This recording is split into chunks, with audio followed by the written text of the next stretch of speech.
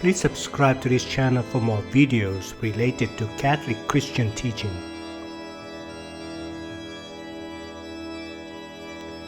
The present world will be destroyed on the last day. Opposed to the teaching of the Church are the ancient Christian sects, Gnostics, Manichaeans, Origenists, who assert an entire annihilation of the physical world, and the philosophical systems of antiquity, Stoics, who taught that the world will indeed be destroyed in an eternal cycle, but will emerge again in exactly the same form as it was previously. We can see the teaching on the end of the world already appeared in the Old Testament. The book of Isaiah describes the manner of the destruction of the world. All the hosts of heaven shall rot away, and the skies roll up like a scroll. All their hosts shall wither like a leaf withering on a vine, or fruit withering on a fig tree. Lift up your eyes to the heavens, and look at the earth beneath. For the heavens will vanish like smoke, the earth will wear out like a garment, and those who live on it will die like gnats.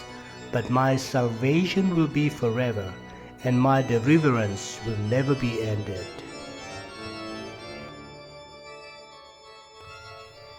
In consonance with the teaching of the Old Testament, Jesus foretells the destruction of the present world. Using the language of the Old Testament apocalypse, he foretells great cosmic revolutions. Immediately after the suffering of those days, the sun will be darkened, and the moon will not give its light.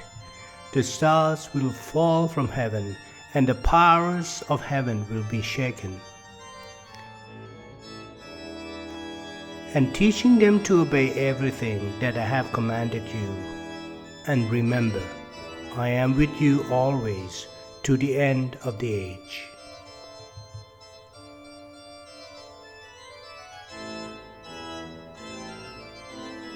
St. Paul attests, and those who deal with the world as though they had no dealings with it, for the present form of this world is passing away.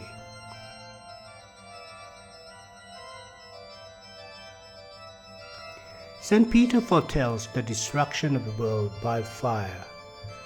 But the day of the Lord will come like a thief, and then the heavens will pass away with a loud noise, and the elements will be dissolved with fire, and the earth and everything that is done on it will be disclosed. In the vision, St. John sees the destruction of the world. Then I saw a great white throne, and the one who sat on it. The earth and the heaven fled from his presence, and no place was found for them.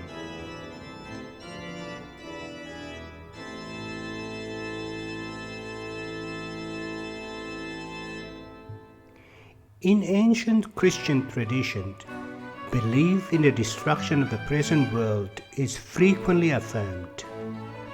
The author of the letter of Barnabas declares that after pronouncing judgment on the godless, the Son of God will transform the sun, the moon, and the stars.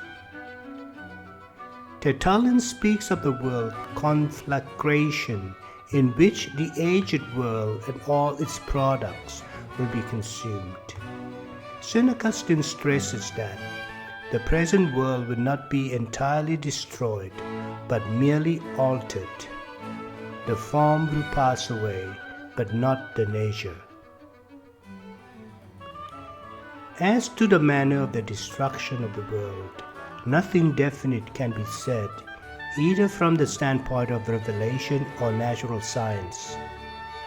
The idea of destruction by fire, as described in 2 Peter chapter 3, but by the same word, the present heavens and earth have been reserved for fire, being kept until the day of judgment and destruction of the godless, is often found outside the framework of biblical revelation.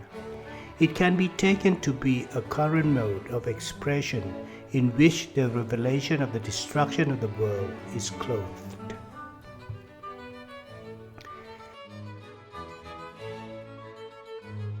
The present world will be restored on the last day. The prophet Isaiah foretells a new heaven and a new earth. For I am about to create new heavens and new earth.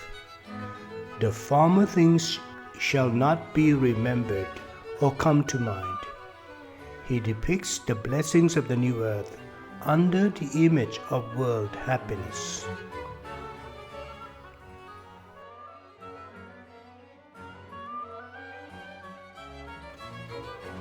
Jesus speaks of the regeneration, that is, of the new formation of the world.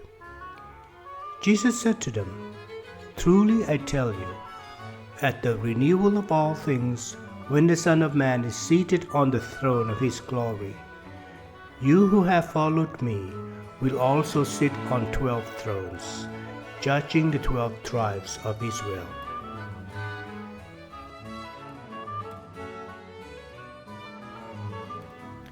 St. Paul teaches that the whole of creation came under the curse of sin and awaits redemption, and that it, like mankind, will be liberated from the bondage of the past and transported into the freedom of the glory of the children of God.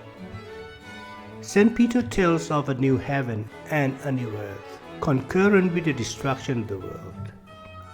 But in accordance with his promise, we wait for the new heavens and a new earth, where righteousness is at home.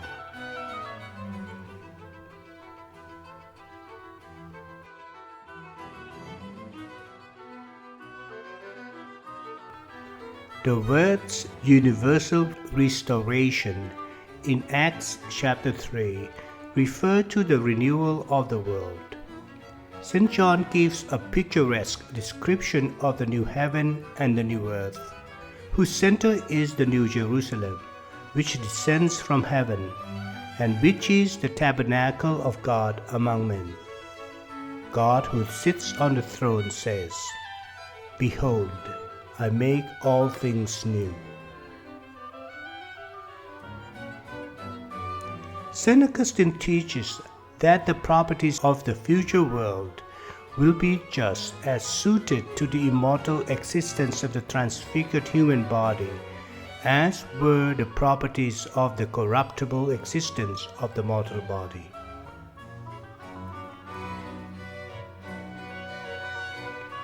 St. Thomas establishes the renewal of the world in accordance with its object, which is to serve mankind, as the transfigured man no longer requires the service which the present world renders to him by the preservation of the bodily life and by the promotion of the knowledge of God.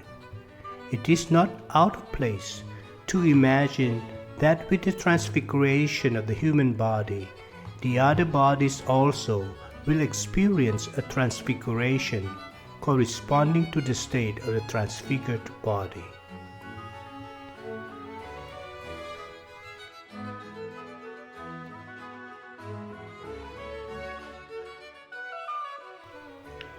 The transfigured eye of the blessed shall see the glory of God in its operations, in the transfigured physical world, in the body of Christ, in the bodies of the blessed, and also in the other corporeal things. On the basis of revelation, the scope and the manner and mode of the renewal of the world cannot be defined in more detail.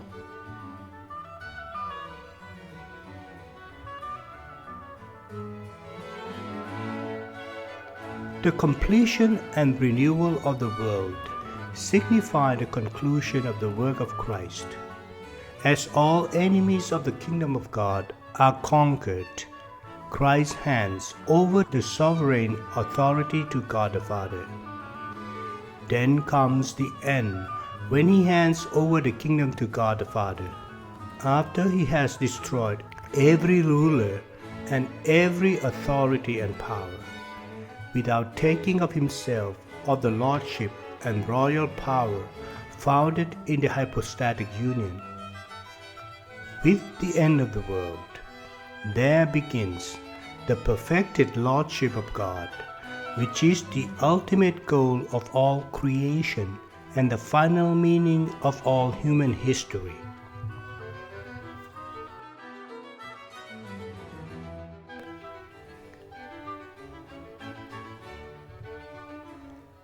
Please go to YouTube Retimentality channel, playlist Theological Topics for the complete series of these materials.